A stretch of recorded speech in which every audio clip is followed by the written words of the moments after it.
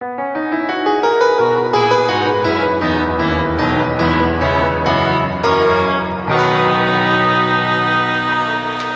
before the House tonight is this House believes a nuclear Iran is better than war. To open for the proposition, we have Sir Richard Dalton, a former senior diplomat who's been posted in Lebanon, Jordan and New York. He's formerly the ambassador to the Palestinian Authority, to Libya, and was the ambassador to Iran from 2003 to 2006. He's now an associate fellow on the Middle East and North Africa programme at Chatham House. So Sir Richard, thank you very much.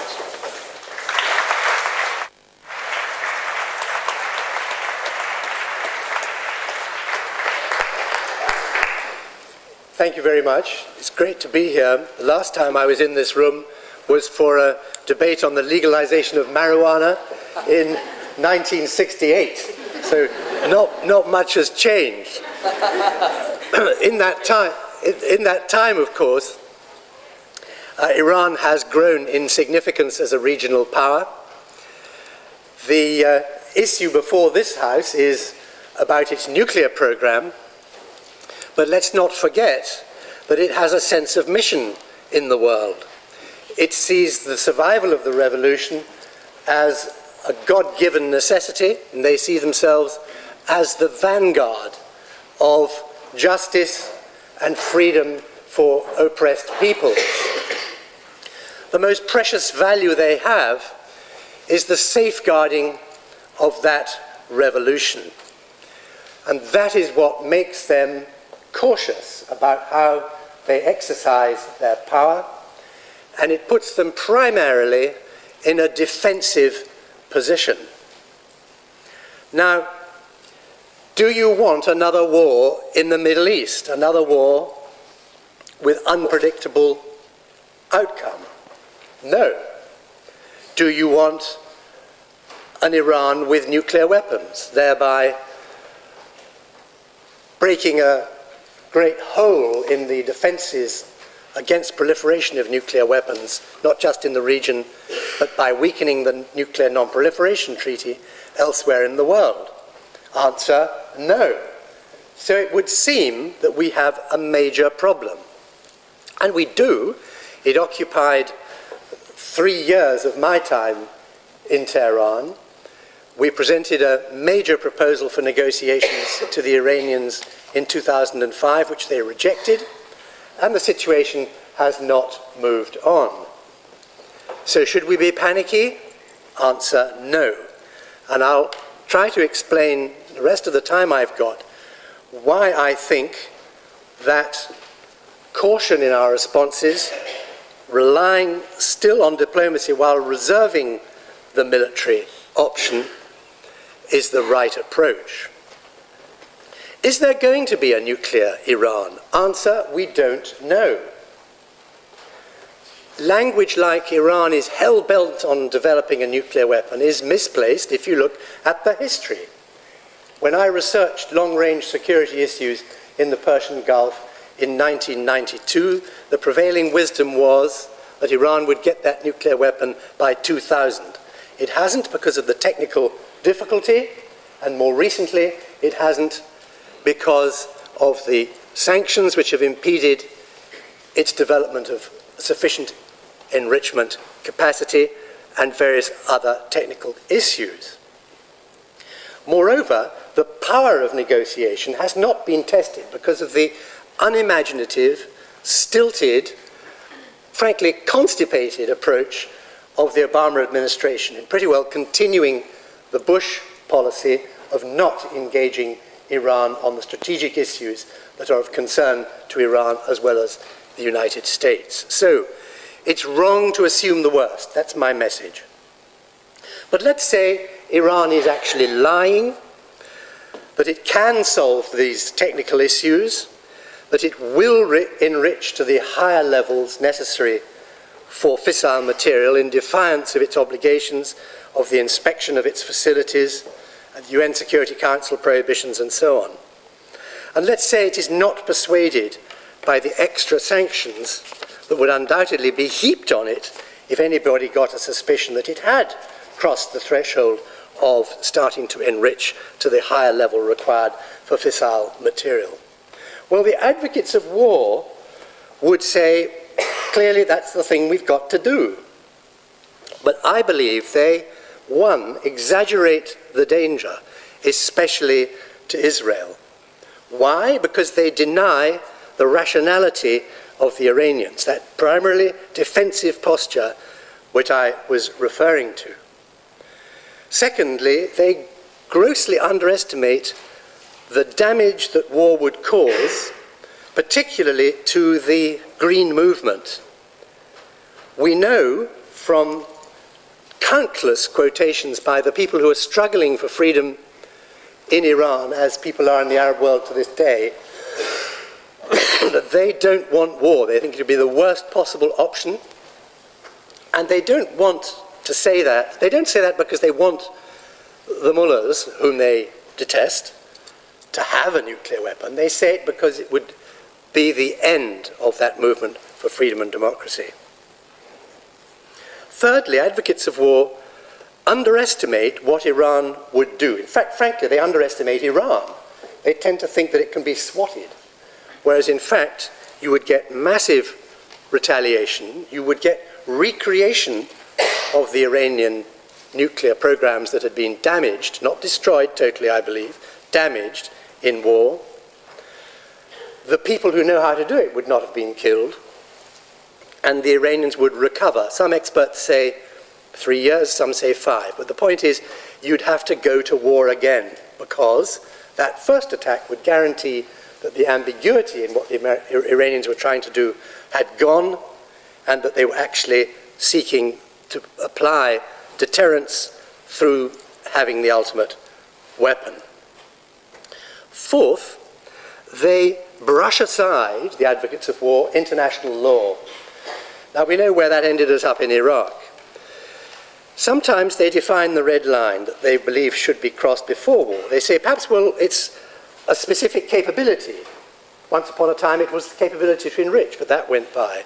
Some say it's the start of weaponization. Who knows? They are very seldom precise. But the point is that under international law, there doesn't have to just be a capability for it to be legal to attack somebody. You have to have a credible, imminent threat. Now, clearly where a nuclear weapon is involved, international lawyers and the international community generally would cut some slack to the person who felt that they might one day be targeted by that weapon. But there is no evidence of an Iranian willingness to use a nuclear weapon. There is no evidence that they are suicidal. Quite the contrary. Having worked with them for 5 years, and I go back to what I said at the beginning, I believe that the God-given duty to preserve the revolution is the most sacred value, and consequently, suicide equals finito. How can you work in the world anymore? They know that the consequences of first use of a nuclear weapon would be obliteration. And that feature of international law, which is, I believe, so important in this matter, is vital in all manner of other contexts. We ignore it at our peril, and if we again, as the West, while claiming such value to our civilization and to our adherence to law, brush it aside once more, we can't expect others to adhere to it, and we'll end up being threatened unnecessarily ourselves. So my final point, Iran is deterrable. So should all the international inspection mechanisms, all the negotiations which I hope will take place, all the sanctions which would be heaped on Iran if weaponization was detected, should all that fail, then infinitely the better choice is deterrence, mutually assured destruction. The American umbrella already exists. It's relied upon by states in the region. It might have to be formalized to a greater extent. It would be highly regrettable, but it would be a great deal better for the region and the world and for us than going to war again preemptively in defiance of international law. So, war won't work. War increases the danger to the world. and therefore I urge you to support the motion. Thank you.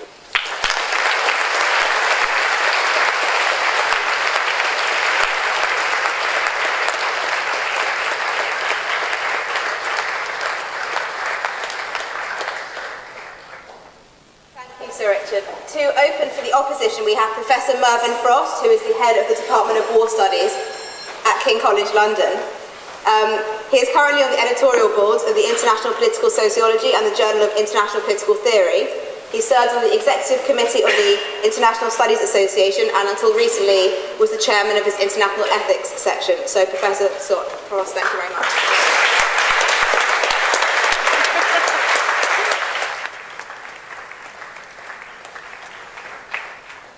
Chair, thank you for inviting me. I'm delighted to be here. My strategy will be to start talking about this in a way that might suggest I'm supporting the previous speaker, but wait for the end. I'm talking about the ethics of the matter, and when considering this proposition, it seems to me that the proposition is analogous to the following one. This House prefers a rock to a hard place. As you can see, that's a real difficult question. And I think we need to do some unpicking before we can simply say pro-nuclear or pro-war. It's not quite as easy as that. Some obvious things. Actors in international relations are not entitled to use force at will. This is true of individuals and states. The fact that we have the Chilcot inquiry going on right now indicates that this country, for example, has an interest in the ethics of this war which we found ourselves in.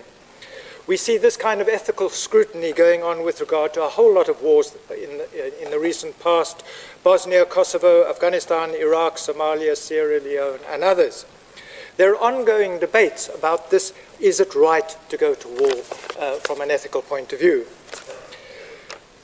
Now, a state doesn't do the ethical thing by simply raising a banner, saying some good ethical words, and then thinking what it does is ethical. What you do has to be ethical. It's not what you say you're doing that makes it ethical. Now, in the first place, actors in international relations have to stick to a set of really very well-known rules. The rules of the just war tradition are quite embedded in international law. We know what they are, and so do states. Roughly speaking, as the previous speaker said, states may go to war against aggression. Aggression, there's some fine points, but the basic point is that you're only entitled to go to war against aggression. So, what's the story with regard to nuclear arms? Is there a prohibition on owning nuclear arms or trying to get nuclear arms? And the international law is unequivocal. There's no legal impediment to that. So I have to start somewhere else to make my case. And the other place I want to start is that in the practice of states today, it is widely accepted that advancing the cause of non-proliferation is a good thing. In other words, proliferation of nuclear weapons is a bad thing. The sentiment has been made real in the International Non-Proliferation Treaty, enacted on the 5th of March in 1970 and signed by 189 states. There are 193 states. So the vast bulk of states think it's a bad thing. And the vast bulk of states think that we ought to be doing everything we can to prevent other states gaining these weapons. So there's widespread agreement on the target of preventing this kind of armament. So the question then is, what may we ethically do to prevent the spread of armaments? And might it sometimes be necessary to use force to prevent another state acquiring those weapons? Here are some arguments to consider, and I have to trot through them because I have very little time left. 7 minutes and 30 seconds. One, the proliferation argument. If one state gets a nuclear weapon in the Middle East, if Iran gets it, then some other states will be obliged. They will feel in honor bound to get them. Saudi Arabia and Egypt are the ones that are most often suggested. Second argument, nuclear weapons would make Iran an existential threat to Israel. If Iran got a nuclear weapon, it would suddenly walk taller against Israel, whom it suspects, I think quite accurately, of having several nuclear weapons in hand. And this would then inspire Iran to feel strong and to give added support to Hamas and Hezbollah. 3, the possession of the weapon would make it feel strong and lead it to cope with internal unrest by engaging in foreign ventures. So it would block democratization. 4, in the rivalry between Shias and Sunni, suddenly the acquisition of one of the states with a nuclear weapon would destabilize the whole situation once again, and we know what that can lead to. The cause of Islamic fundamentalism might be given a boost by this event. And 6thly, the acquisition would in all probability work against the democratic revolutions that we now see taking place. And finally, 7thly, the expansion of the nuclear club is not likely to promote international stability in the region. Just imagine, Iran gets one, Egypt gets one, Saudi gets one. No, sir, I am very busy and I have exactly 5 minutes and 28 to go. Sorry, please sit. Taken together, these arguments can be seen to be arguments against and anti-proliferation. And I'm sure most of you wouldn't actually advise one state, one nuke, or something like that. That really wouldn't be very good. So, the question is, what can be done about it? Consider tonight's motion changed just slightly. A nuclear Zimbabwe is preferable to war. And then you can go through others like a nuclear Georgia, a nuclear Sudan, a nuclear Libya, a nuclear Nigeria, and so on is preferable to war. Clearly, we wouldn't like any of these so-called, well, what can one say, not fully ethical states to get nuclear weapons. At the base, it could be said that if these states were to get nuclear weapons, this wouldn't be a step towards securing the core values of the practice of states. The practice of states is one in which each state is accorded sovereignty, accorded a domain of freedom. And by doing that, we create a world in which a diverse range of lifestyles can flourish together. So freedom and diversity are the core values. Were these states that I've listed there to get nuclear weapons, the likelihood of advancing those values would diminish. So, what am I recommending? I'm asking that we consider the possibility of actions of a forceful kind that are short of all-out war. I'm not making a case for let's declare war on Iran. I'm making a case for the kind of intervention that might include strategic surgical strikes, that might include assassination of scientists, which is taking place already, that might include the use of things like the Stuxnet worm, which is a kind of intervention. It's a kind of a violent attack on the infrastructure of the state, which has not been seen on that scale as we recently saw, and so on. So, I'm suggesting that under certain circumstances, to stop proliferation, we might consider this kind of surgical strike. So, you know, Petraeus invented that word, the surge. I want to suggest we think about the surgical, which might be an alternative. So, who could undertake such actions? And here's a qualification I really want to put a lot of weight on.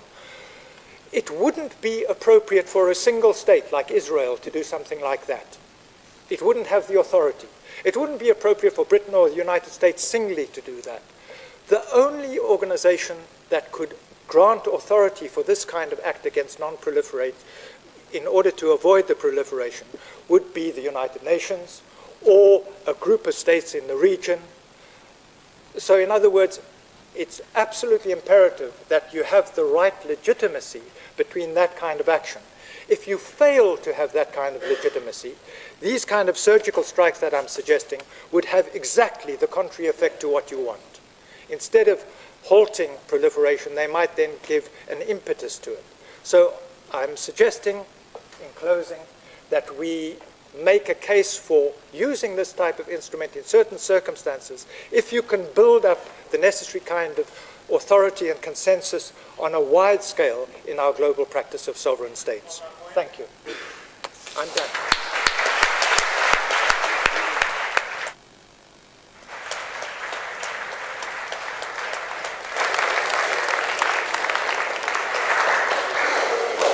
Thank you, Professor Frost.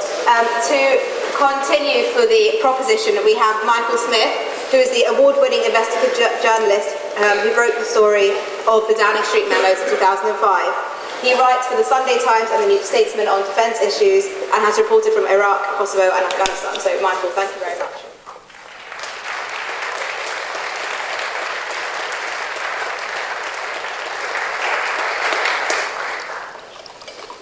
This is a very timely debate, of course.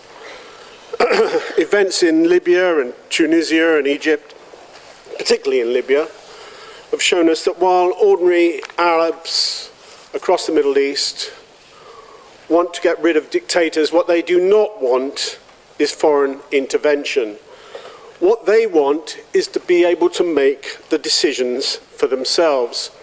Now, that's sometimes a flawed process. The likelihood is always that one strong man, now weak, will be replaced by another strong man. The term interim leader in the Middle East tends to mean I'm going to be around for maybe 30, perhaps 40 years or so. It's not going to be easy. None of this is going to be easy. Libya's case, they might want the introduction of democracy. There's no clear position that they are going to get it. There's no guarantee in any way that they're going to get it. The likelihood is that we will see another strong man in Libya. If we were to intervene in Libya, we would, and it's very clear from what the Libyan rebels have said, we would unite the Libyan people against us. We would ensure that a process that would otherwise take a few weeks would drag on for years. But this would be as nothing compared to the results of intervention in Iran. We might look at it from our perception, and we always do in the West. We look at things from the way we see it and the way we think and the way our society works. We might look at it with a very honest view that the intervention was a move to stop the Iranian Ayatollahs getting a nuclear weapon that they could use to take out Israel. And no doubt, as we did so successfully in Iraq and Afghanistan, between which Iran is sandwiched, we will also paint our attack as an attempt to bring real democracy to Iran and to give the ordinary people the leader they really want. The leaders of Saudi Arabia and the Gulf states will no doubt be very happy to see the US intervene to stop a nuclear Iran. Not so happy, of course, to see the US intervene to bring more democracy to the Middle East. The great flaw in all this thinking that this is what we've got to do if Iran gets a nuclear bomb is that our view, our perception, whatever it is not going to be shared by the Muslims, vast majority of the Muslims of the world. Oddly enough, arguments about getting rid of weapons of mass destruction and bringing real democracy to the Middle East don't actually cut it anymore, if they ever did. Not with the vast majority of Muslims. And they get a vote because there's 1.5 billion of them in the world. A fifth of the world's population are Muslims. And one thing's, actually 72 million of them live in Iran. It's worth thinking about the fact that there are only 31 million people. To be fair, 72 million Iranians, they're not all Muslims, of course. There are only 31 million people in Iraq. Now, if the US Armed Forces, undoubtedly the world's most powerful armed forces, get tied down for so long, 8 years in Iraq, how much longer in Iran? Because there is no hope of an easy victory in Iran. One thing's for sure, the vast majority of that 72 million people will not share our perception of why we're in there. particularly given that Israel is sat there with nuclear weapons pointed largely at Iran. We here in the West might see President Ahmadinejad as a complete idiot, a fool, an ignorant man prepared to say anything at all to wind up Israel and the West. We might see Iran as a country where cruelty and abuse of human rights are disguised as religious fervour. We might see Iran as a country where many people share our view and have been prepared quite clearly to put their lives at risk on the street to demonstrate it. But if that's the way we're seeing Iran, we are seeing only a very, very, very distorted view of Iran, and one that actually bears very little resemblance to the truth. The people protesting are part of a liberal, middle-class, urban elite, a tiny minority of Iran's 72 million people. They are not, definitely not, representative of the Iranian people as a whole. The vast majority of Iran's population lives in rural areas, and these people are actually glad that their country is going to be able to defend itself against Israel. Why shouldn't they be? They're actually glad that they've got a leader who's prepared to stand up to the American president. Hey, why shouldn't they be? There's no shortage of Iranian voters prepared to burn the stars and stripes and chant death to the great Satan in front of television cameras. These people voted Ahmadinejad into power with 63% of the popular vote in the June 2009 presidential elections. 25 million votes compared to the 13 million votes of the reformist candidate Mir Hossein Mousavi. Unless anyone thinks this is a fraudulent election. Well, you think you're right there, do you? Let me make it clear. Western intelligence believed that Ahmadinejad would get much more, but the independent polling that went before, truly independent polling that went before the elections and after it, came up with similar results. Iran doesn't need our help to get democracy. It already has it, and given the option of a vote between Mir Hossein Mousavi and Ahmadinejad, for whatever reasons, they made very clear what they wanted.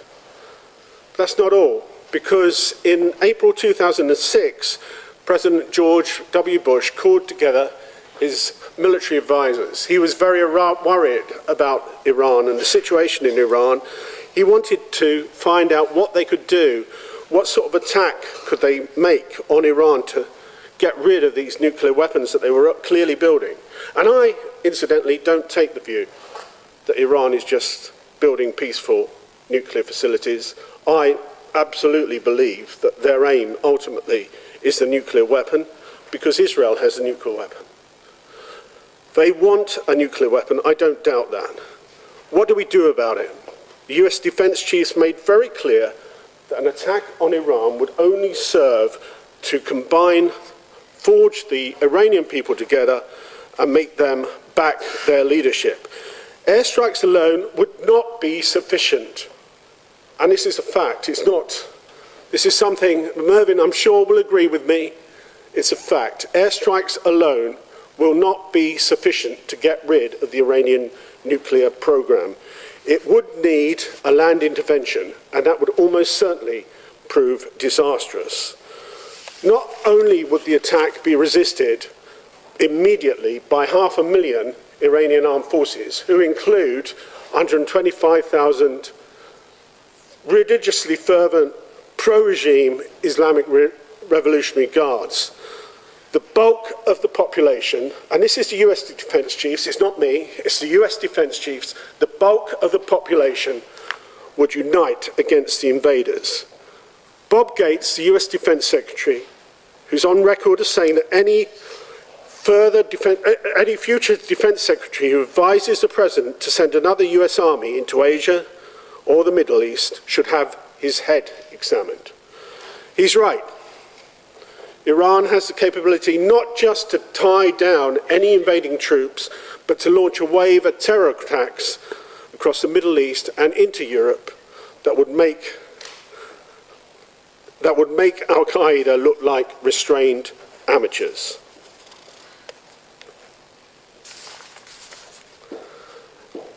What of Europe? Which European countries would join this? Certainly not France or Germany, both of whom have dubious histories when it comes to giving the regime in Tehran the initial help and equipment it needed for its nuclear program.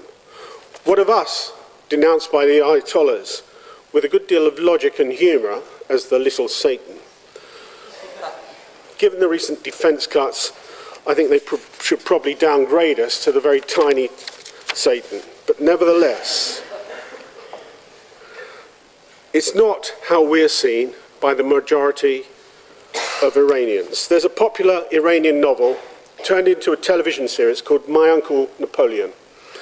My Uncle Napoleon is an egotistical, obsessive neurotic, a former soldier who makes grandiose claims about his war record and is obsessed with the idea that the British are out to get him because he outwitted them in the past. Everything that goes wrong or appears to go wrong for Uncle Napoleon is blamed on the British. He's not alone. It's a popular belief in Iran that the British are behind everything bad that happens. Given the way we fought with the Russians in the 19th century for control of Iran, in what is still known as the Great Game, this is hardly surprising. Many Iranians believe that when Mohammad Mossadegh was overthrown in 1953, it was the British pulling the strings and the CIA paying the money. And that's absolutely true. The British were the main players there. We weren't interested in the ordinary Iranian people having democracy then, so why should anyone believe we're interested now? But back to the nuclear front. It would surely be far better to allow Iran to acquire a nuclear capability, knowing, as North Korea also knows, that if it were ever to consider using nuclear weapons first, it would have no chance of survival. Starting a war with Iran in order to put an end to Iran's nuclear weapons program would only make things worse.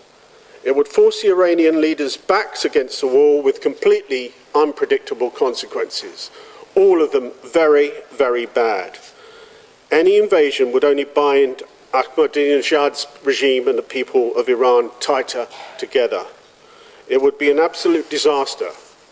And as Bob Gates said, anyone suggesting it should have their head examined.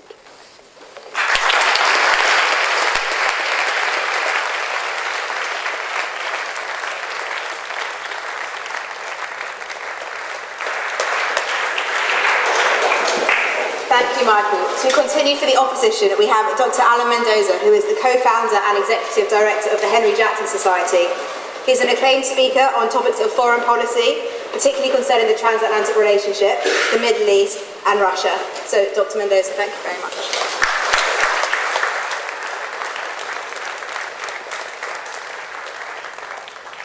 Well, thank you, Madam President. Now, ladies and gentlemen, I think I've detected the theme that's emerging on the other side tonight, and that theme is marijuana. The first speaker mentioned it. The second speaker's clearly been smoking it. I have to tell you, ladies and gentlemen, rarely have I seen such terrible arguments to kind of come into this union and try and persuade you on many fronts. Let's just take some of the ridiculous points we've heard before us tonight. The first speaker, Sir Richard, acclaimed diplomat that you are, you talk of the rationality of the Iranians. Have you studied Iranian theology recently?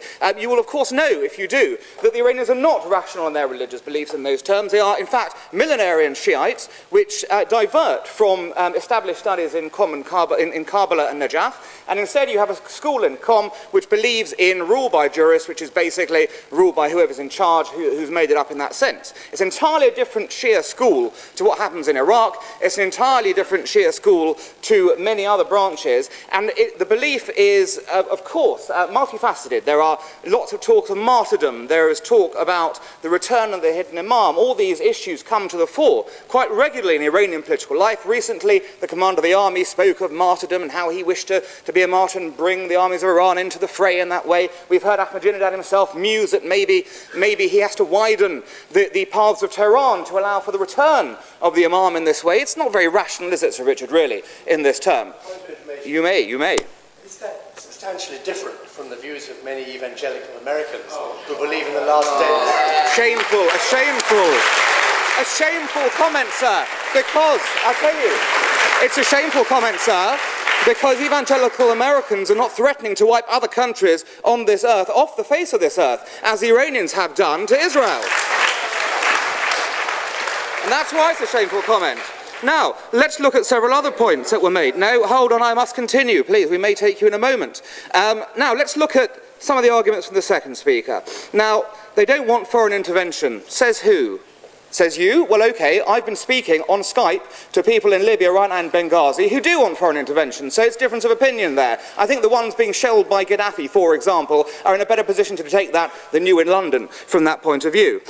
Secondly, yes, this was my favourite. The Muslims won't like it. This was a very bright point, because obviously you haven't read WikiLeaks, have you, sir? Because if you did, you'll have noted, for example, the Saudi king begged the Americans to crush the head of the snake being Iran. There have been many examples of such like of diplomats and others, and people explaining, which also goes to the Sunni-Shia split in the Middle East. It's a very complicated topic, and the notion that all Muslims as a uniform would hate this is absolute nonsense. Oh, go on.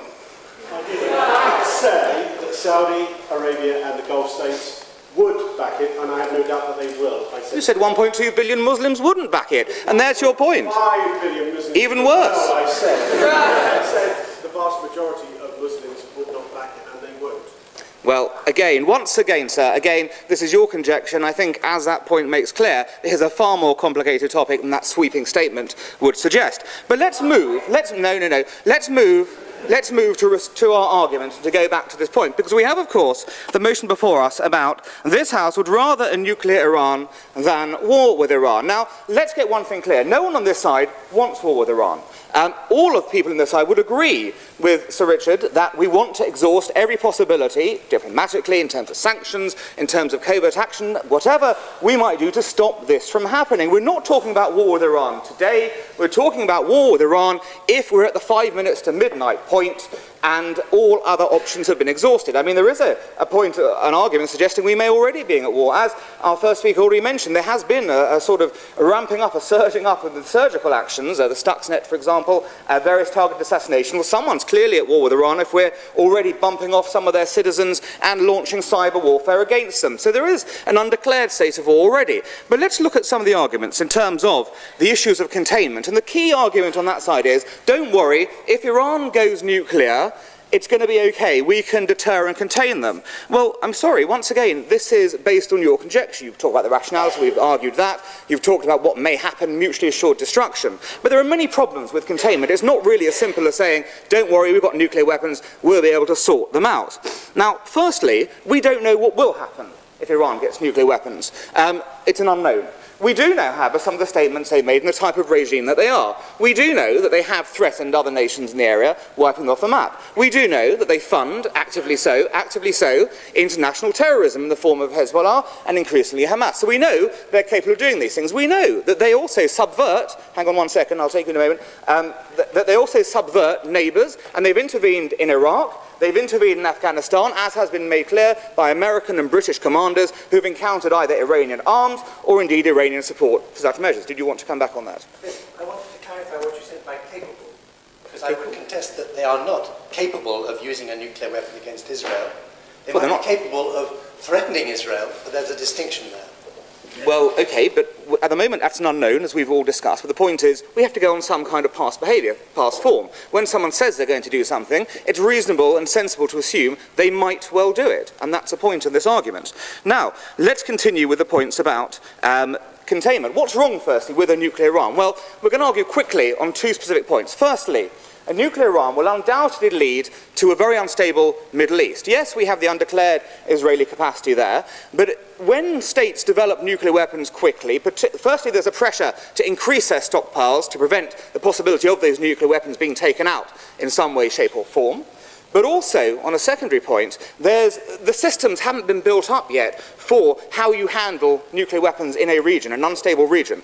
What's to stop someone, for example, launching by mistake a first strike, by accident, some misperception of what may be coming in terms of intelligence on that side? We must remember the Cold War started with uncertainty on the nuclear front. For many years, until the Cuban Missile Crisis, when, let's not forget, the world was almost destroyed, and that between sort of 20 years into the nuclear discussion between the Americans and the Russians, systems still were not in place to understand and look at how you manage nuclear rivalry. Now, it's not difficult to understand that if Iran became nuclear suddenly, there may be possibility and potential for disaster. Look at the distances involved. If there were to be some kind of military activity, it's far too short a space from, say, Tehran to Tel Aviv. It's not Russia to America, where you've got some time to identify what may emerge at some point. You've got time to identify the threat. If something gets launched in Tehran, the Israelis respond immediately. Equally, if the Israelis do something, the Iranians have to respond. There's no space and no time for any second points. So it's an inherently dangerous situation on that front. Now, secondly, it's quite clear that proliferation in the region would almost certainly follow. In particular, the Saudis would almost certainly develop a nuclear capability very quickly because they themselves were involved in a game of regional influence with the Iranians. And if the Iranians can get away with building a nuclear weapon, why can't the Saudis? Well, very easily. They've got the money to do it, and they've got the links with Pakistan to do it as well. And then you see the problem cascades. Let's imagine for 1 second that Pakistan trades some technology with Saudi Arabia. What does India think about this? Does India suddenly think that Saudi Arabia has allied itself with Pakistan on this nature? Do the Indians now get involved in this? Do other nations in the Middle East start developing this? It's all unnamed, but the point is it's a dangerous and volatile situation. Yes, sir? India is already a nuclear country. How does that help with proliferation? It doesn't help with proliferation. Why are you supporting another proliferator? Here's the whole point. Why do you wish to encourage and allow another proliferator to come on scene? I assume everyone here favours the goal of a nuclear-free world. I certainly do. How is this goal going to be achieved if we continue to allow proliferators to proliferate? If we have North Korea, India, Pakistan, and now Iran, and no sign of step, what's going to stop the Saudis, the Turks, anyone else from developing a nuclear capability? Absolutely nothing is the answer. And again, if you look at containment, it's not a simple option. It really is. It's not a question of simply, it's okay, we've got nukes, it's fine. Containment will require a very complicated situation in terms of developing defence schemes in the area. If you look at containment in the Cold War, yes, you of course had the nuclear side, you had hundreds of thousands of US troops in Europe, you had defence budgets far in excess of where they are now. It's false to say that a war will cost money. Actually, containment over 50 years costs a hell of a lot more money than war does in a very short term. So from that point of view, your cost argument is wrong as well. And indeed, you've got to develop other forms of nuclear capability to always keep ahead of the game. So you've got to keep on building more nukes at a bigger cost to ensure that you're containing the one bad guy in the region. Not to mention the problem of overstretch, which means that if all your focus is on the Middle East, you have problems in other areas of the world. What happens if something happens with China or something happens in Africa? You can't react. So containment is not a simple option. It's a very difficult option and is very problematic to set together. But also, there are 2 or 3 other points to consider as well in this argument about war. Now, firstly, looking at this point, if Iran does develop a nuclear weapon, it's quite likely that countries in the region will indeed flock to the stand in that sense because they'll have been seen to have flouted the international system and gotten away with it once again. We have a duty of credibility here. There is a credibility, I'll take you in a moment, there's a credibility issue here in terms of where we stand and how we wish to look at the international system and international law on those matters. And if Iran can keep on getting away with breaking international law in this way, where does that argue in that point? Yes, sir? But you're missing the one point which you guys haven't addressed yet. Would war work? Would it work? Because the first speaker said it wouldn't work within 3 to 5 years the nuclear program would be able to come back. Well, let me answer you honestly. Let me answer you honestly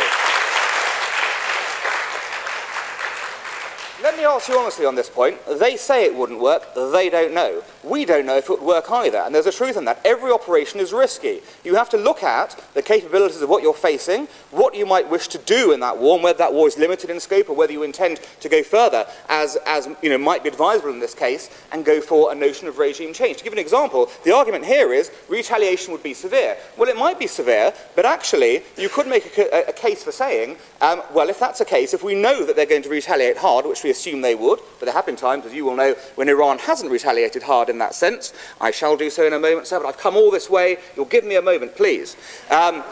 You don't know the answer, basically, to that. So if you think that there's a problem with deterrence, then, with retaliation, then you might want to go a step further and say target leaders for assassination, try and take out the communications nexus of the regime, and work along those ways and see what will happen. I've been told to wind up, so I'm going to wind up in the following way. Look, we've been quoted the Libyan example already.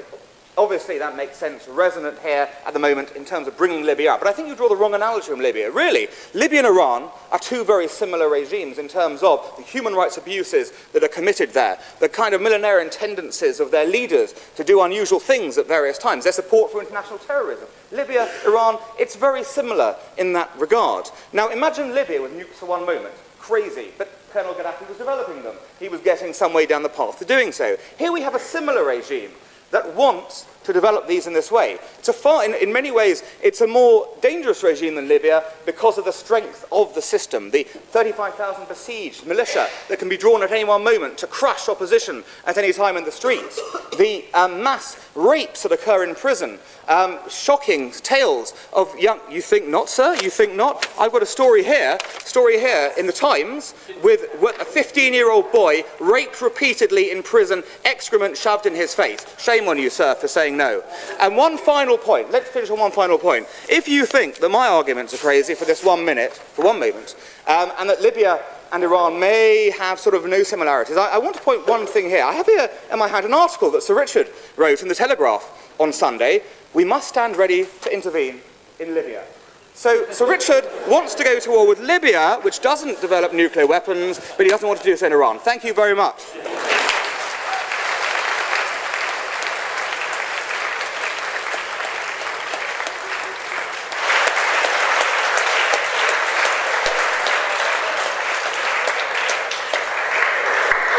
Thank you, Alan.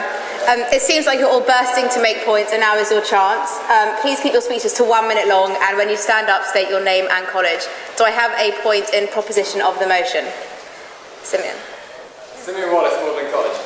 The last speaker for the opposition made the point that the opposition speech was dependent entirely on the assumption that the Iranians are rational enough to not fire a nuclear bomb. He then proceeded to make an argument that was based entirely on the assumption that the Iranians were mad enough to press the red button and fire a nuclear bomb. It's striking that the only thing that separates these two arguments is common sense and a knowledge of history.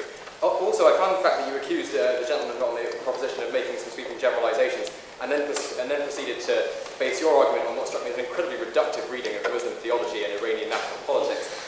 My favourite sweeping generalisation was, of course Muslims want intervention in the Middle East. I've been talking to some people on Skype.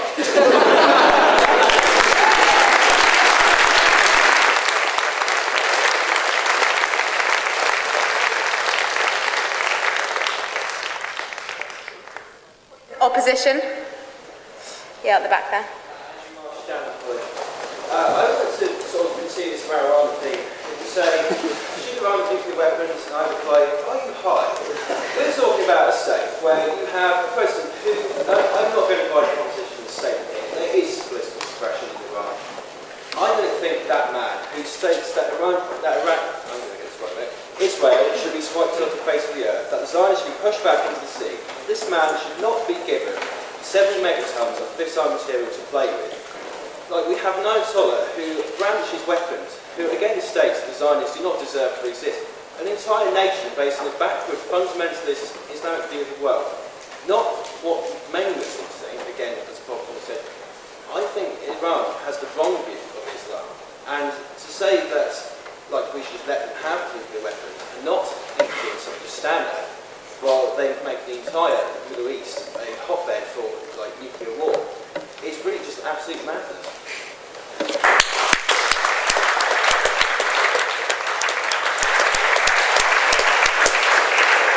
A point in abstention? This is Siavash. I'm from Agro-University. This is my first time here, and I would like to appreciate this opportunity to point two of gentlemen, Mr. Frost and then Mr. Smith? No, Mr. Allen. First of all, I have to ask you a few several questions. Why the war between Shia and Sunni parties has begun since US and UK and other alliance, they attacked Iraq. Before that, we were not seeing those such things in Middle East. Second, who has made Al-Qaeda in Afghanistan? Who has made Al-Qaeda in Afghanistan to against Russia? And this Al-Qaeda has made the 11th September, the scenario of the 11th September, which me personally and many other, we are not agree with that, 11th September. We are saying that that could be, handmade of US, like what they have did with the Vietnam War. There was a famous story of the US warship in Vietnam. They attacked it, their own self, their own warship, and then they started the war to Vietnam as a very ridiculous issue. And then you were talking about the Shia and Sunni issues. There is not that much of issues between Shia and Sunnis. Iran is a Muslim country. We do have a minority of Sunni people that are living there, and we do have some people, Sunni people, that are living in the borders. There is not that much of the problems. Unless you guys are trying to push some problems and create problems over there, that's a different story. And the last one. And for the UN issue, to me that's a very ridiculous thing, because UN to us means the policies of US, policies of UK, and policies of Israel itself. And being an agent of Israel or those kind of governments, that's a totally different story of being fair to the different nations, because UN cannot defend other nations very fairly. And thank you for your time. Is that abstention? Another point in proposition. Point of order. No. Yeah, go on. The second speaker for the opposition spoke about the proliferation of nuclear weapons, but I just wondered who gave the UK or the US the right to say who can and who can't have nuclear weapons, especially because no nuclear weapons.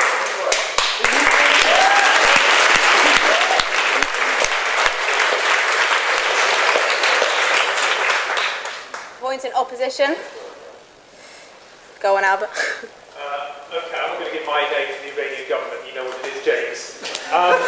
Basically, as I suspected, I can sum up the proposition's argument quite succinctly. War is bad, and Iran would not use nuclear weapons, which I wholeheartedly agree with. But what about the other consequences if Iran gets nuclear weapons? Let's take some of the other examples you've used. Comparison with Libya, say, and the effect war would have on the situation in Libya at the moment. So what effect would nuclear weapons have? Well, Gaddafi, being a madman, would probably have nuked Benghazi in the east. In fact, that probably wouldn't have happened because nobody would have tried to protest if they had the nuclear weapon, if they suspected that happening. And okay, the Iranian government might be more rational than Gaddafi.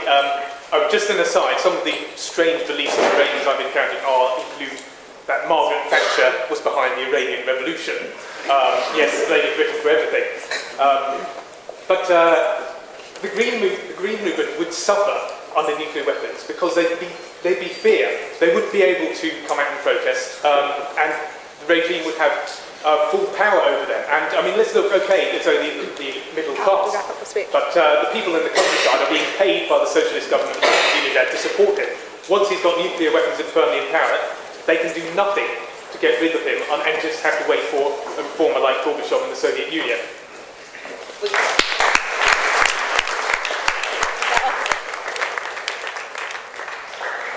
I think for an abstention. Go for it. I think that we're kind of missing the point here that most people don't want a nuclear Iran. The problem isn't the war, nothing would come out of it. It'd be stuck in there for another 10 years. It would be deaths for both sides. There'd just be no point of the war. The nuclear Iran issue is a non-issue. It's just we don't want to go to war. There's no point to that.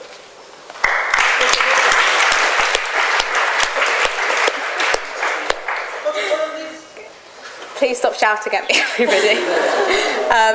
Proposition, go for it, over there. On what legal basis would this law take place? Article 2 of the UN House Security on the prohibition of use of force. Article 1 only allows the use of force in self-defense. You considered that there was no legal basis and you decided to come up with the reasons for yourself. If anyone is violating the international legal system, then it's you.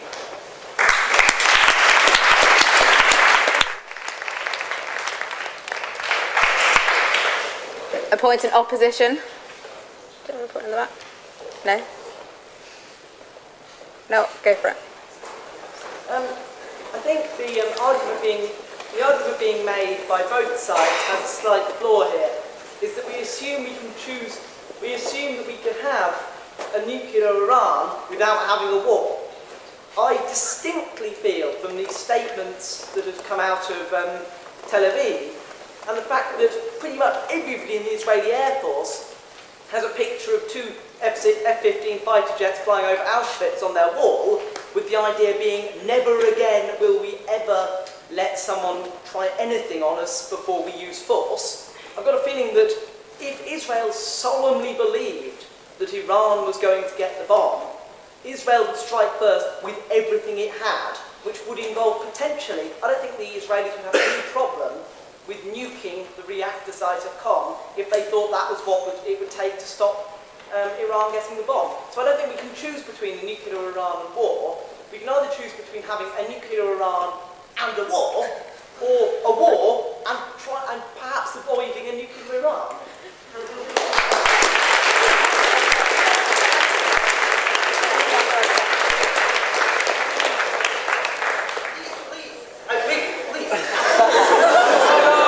I'd like to give people a chance who haven't spoken before in debate. So, Hugo, last point in abstention.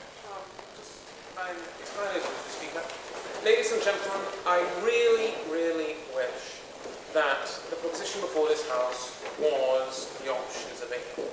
That there really was a choice, that there was maybe a nuclear Iran which we maybe could contain the business with, or a war that maybe would work.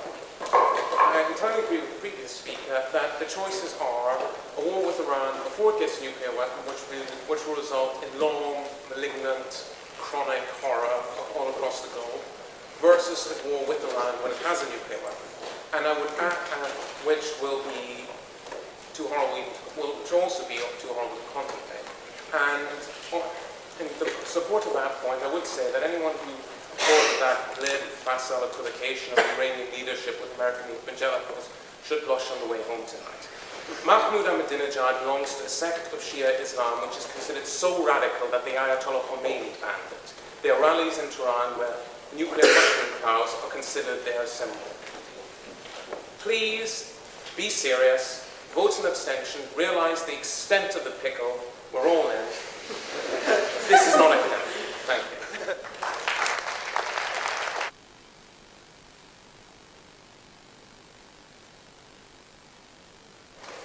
I think I've had enough shouting at me for one night, so we're going to go back to the main debate.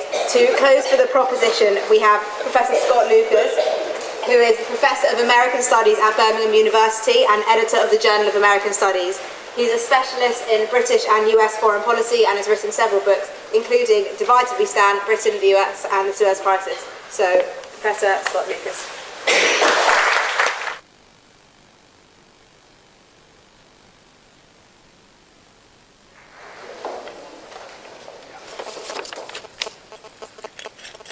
Madam Chairman, Madam Chairwoman, speakers, members of the audience.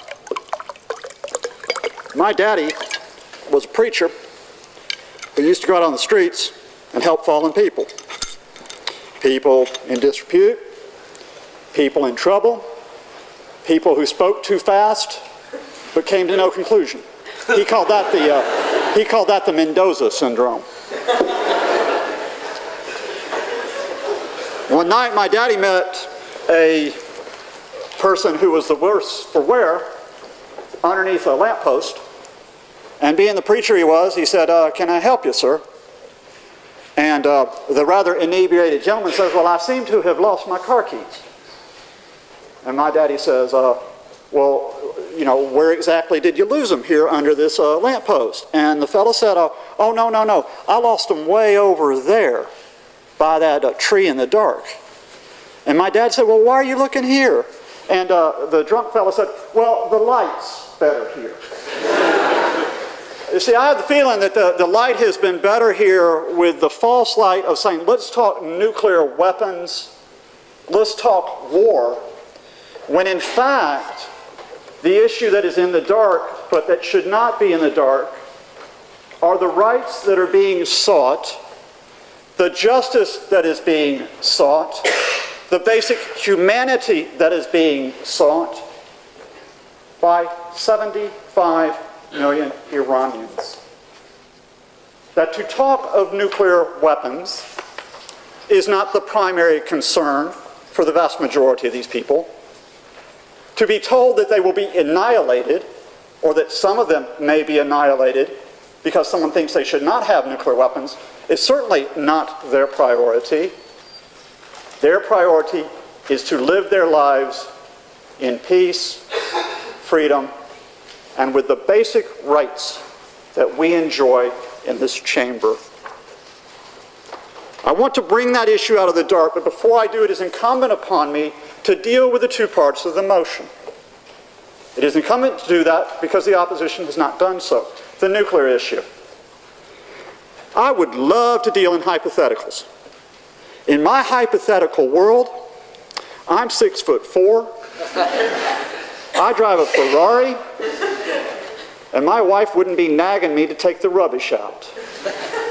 But I don't live in a hypothetical world. First speaker does. All he gave you was hypotheticals. There's not a single fact in that. He doesn't tell you at what stage Iran might be in the nuclear process. He doesn't tell you that the best estimate, which has not been revoked, of American intelligence from the 2007 National Intelligence Estimate is that Iran will not be nuclear capable until 2014-15. He does not tell you about Iranian delivery systems. He does not tell you about the division of opinion between some Iranians who want a nuclear Iran in the sense of civilian nuclear energy capability, some Iranians who want breakout capability to perhaps develop a nuclear weapon but do not want to develop it now or in the foreseeable future, and this madman Ahmadinejad, the only Iranian, by the way, besides the supreme leader, who has been named by the opposition tonight. Let's not talk hypotheticals, let's talk realities. Let's assume that you have someone that has the capability to have 150 nuclear weapons that is not a member of the Non-Proliferation Treaty, that by possessing those weapons might encourage others to develop nuclear weapons, that by possessing those weapons might pursue an expansionist policy, that by pursuing those weapons work against stability. Let's not talk hypothetical. Let's talk the reality that that power exists in the Middle East named Israel. Why is the motion not, we should bomb Israel? Okay, if you want to play the democratic Israeli, and I accept that. Let's talk about another power which has been developing nuclear capability, possible breakout capability. Let's talk about Saudi Arabia, which was developing this independent of the Iranian issue before the specter is brought up to you tonight. Why is this motion not, this House would bomb Saudi Arabia? Let's talk realities. When you assassinate scientists, when you say we should assassinate scientists, the Iranian regime stands up and says, Iranian people, you wish to have freedoms, you wish to have justice. We are in a situation where our scientists are being assassinated by the Americans and the Israelis, and those Americans and Israelis are backing the Green Movement. Therefore, we cannot act upon the demands of the Green Movement. In fact, we have to put their leaders in jail, which they've done just this week. We have to put journalists in jail. We have to put lawyers in jail.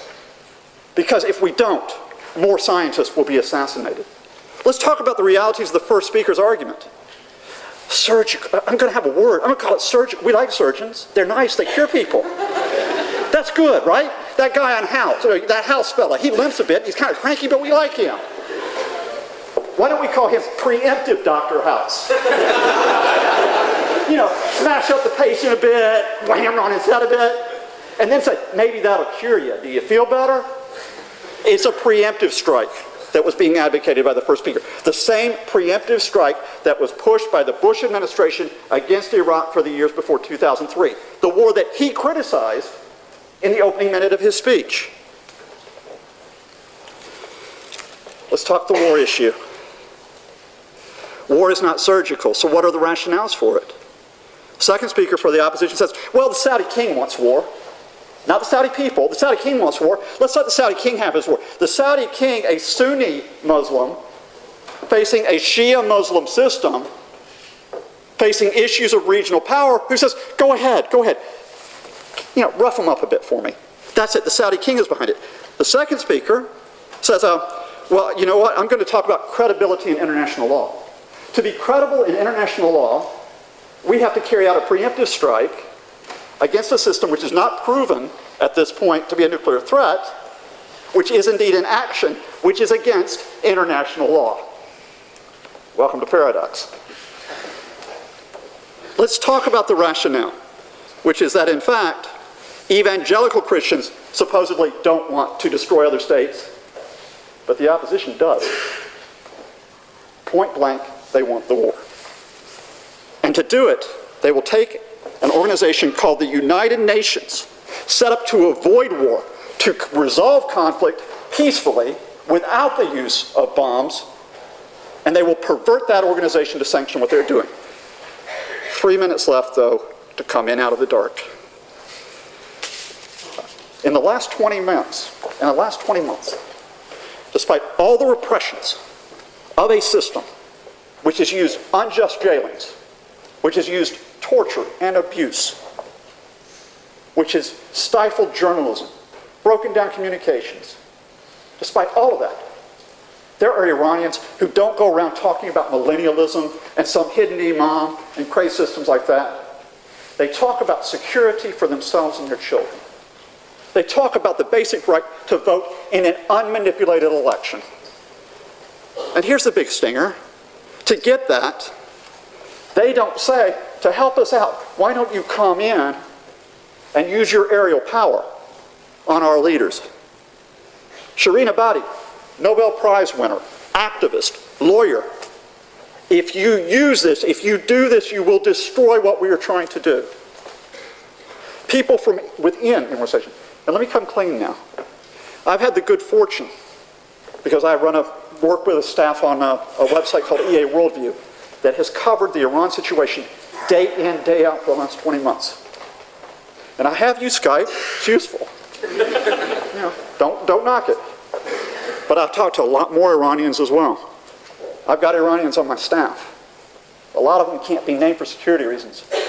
The opposition didn't name any Iranians. To prove their case that Iranians want war, they cited Libyans.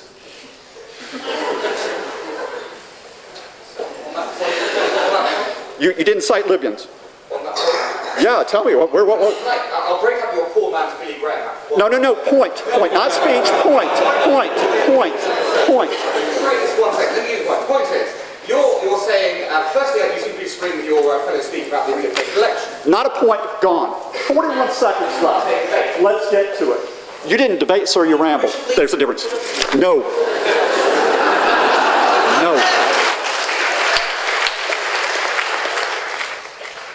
Let's bring this home, folks. You want to talk Iranians and what they want? Talk about Nasrin Sotoudeh, the lawyer who's been put in jail for 11 years for daring to represent other lawyers who are being prosecuted.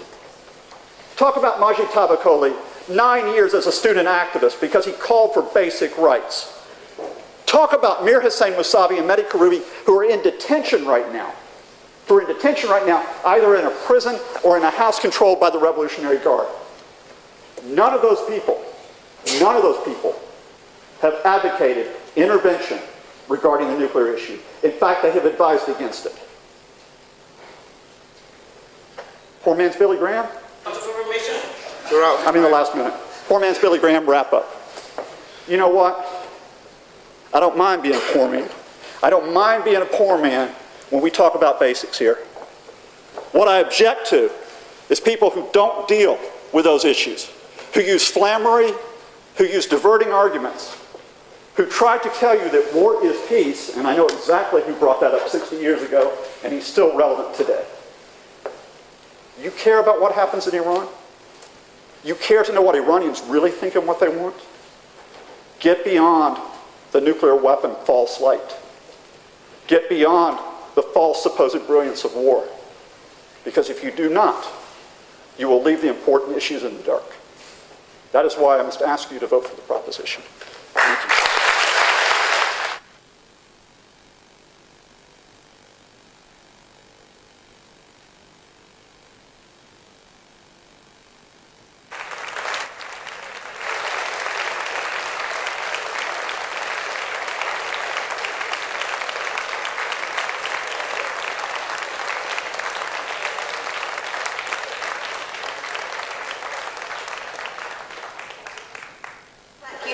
co-host for the opposition and the entire debate, we have Douglas Murray, a best-selling political author and journalist, famed for his controversial views. In someone else wrote it. In 2007, he assisted in the writing of Towards a Grand Strategy for an Uncertain World. He's been dubbed Britain's only neoconservative and is the director of the Centre for Social Cohesion. So, Douglas, thank you very much.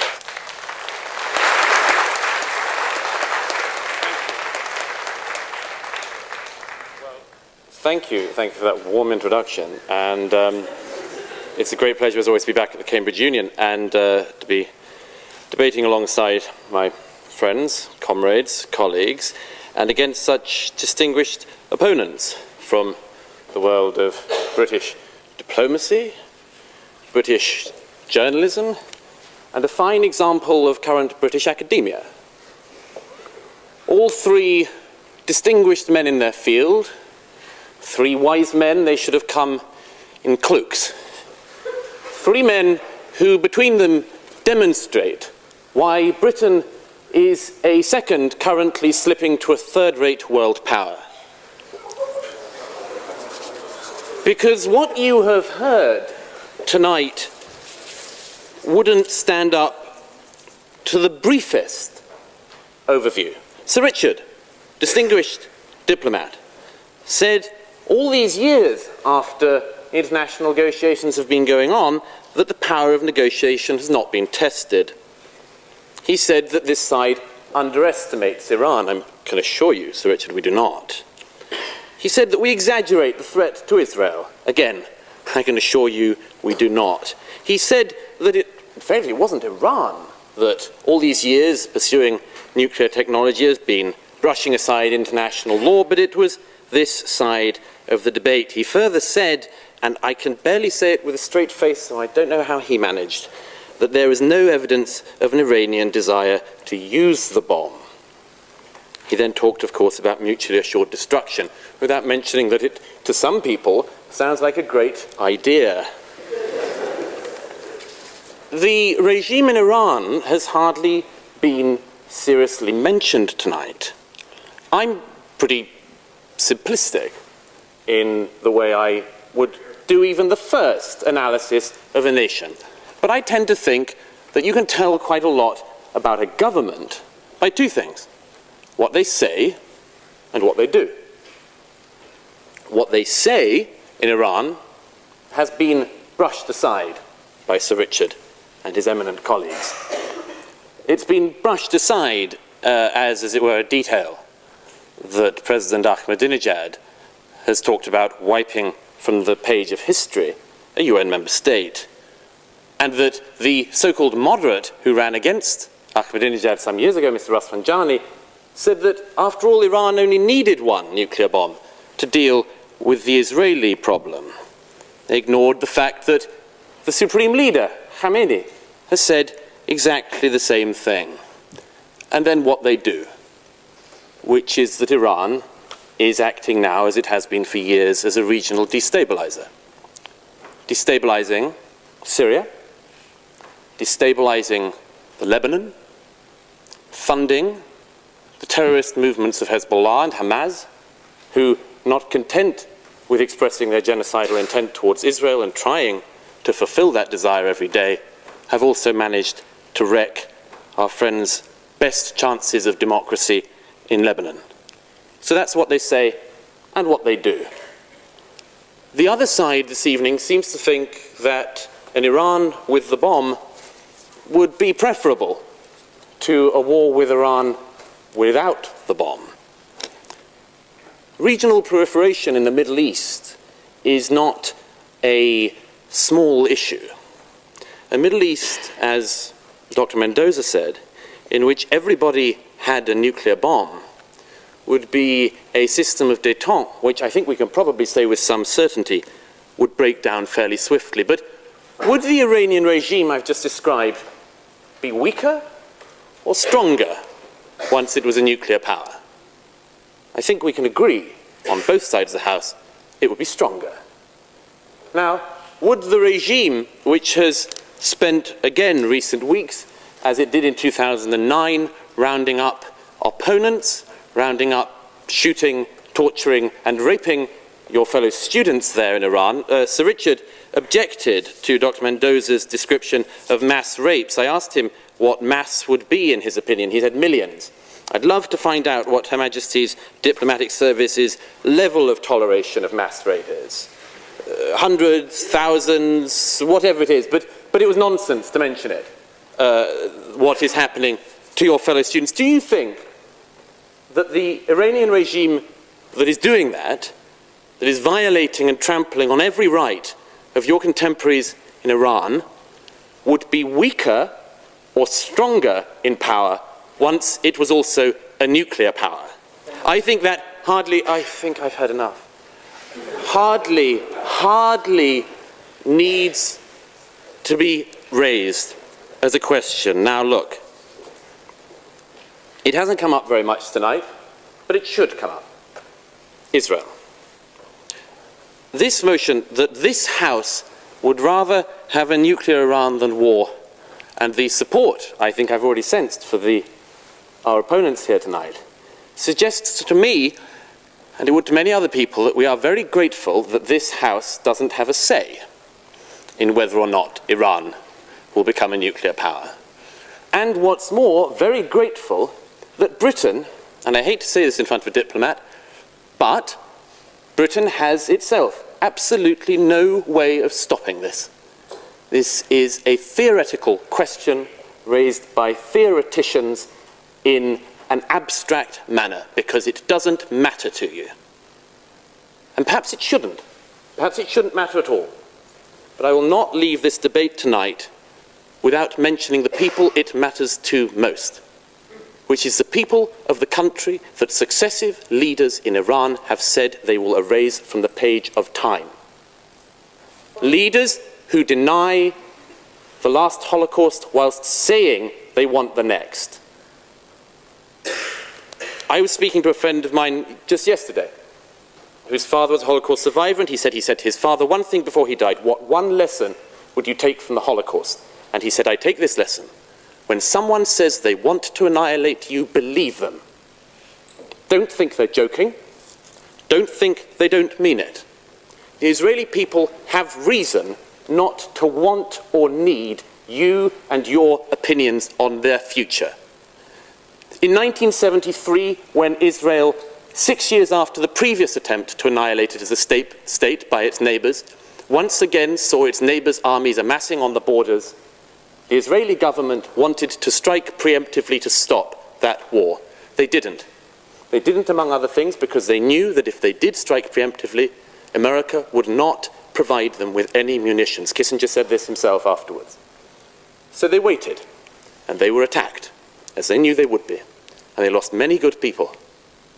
But they were then able to retaliate. They were then able to push those armies out of Israel. But, and this is a crucial thing to remember, the American planes were not allowed to land and refuel, bringing supplies to that country when it was on the brink of being ended. Were not allowed to land in any European country, even to refuel. When Israel was about to be ended, you couldn't even stop a plane for a couple of hours on European soil, because the Europeans cared more about the oil deals they were doing with Arabs than they did about the future of that state. Since October 1973, not a single Israeli has thought seriously that when they were about to be annihilated, you or any Europeans would lift a finger, and they knew you wouldn't, and they were right to know you wouldn't, and you wouldn't.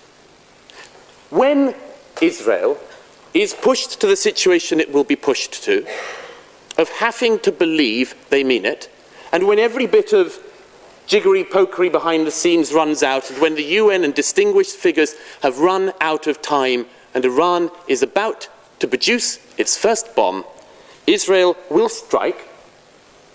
Every single country, including this one, people from our elegant diplomatic service, people from America, everyone will condemn Israel. Everyone in the Middle East will condemn Israel. And they will go back to their homes and they will say in private, thank God for Israel. The Saudis, the Bahrainis, the Egyptians, the Libyans, the Lebanese, everybody will say, thank God they did it, because nobody else would. The proposition being put before you tonight is that you have a choice between war and an Iran with the bomb. You have a choice, as has been said before, between war and dishonor. You'll choose dishonor this evening and you'll get war. You have the choice between a war with a nuclear Iran or a war at some point with an Iran that is not nuclear, which you stop from ever being nuclear, and hope that in stopping that regime, in embedding itself, you will give the Iranian people the best chance they will have of overthrowing that regime. But as I say, thank God this doesn't rely on you or any Europeans, because you've made the same mistake before, and nobody should trust you to get it right this time.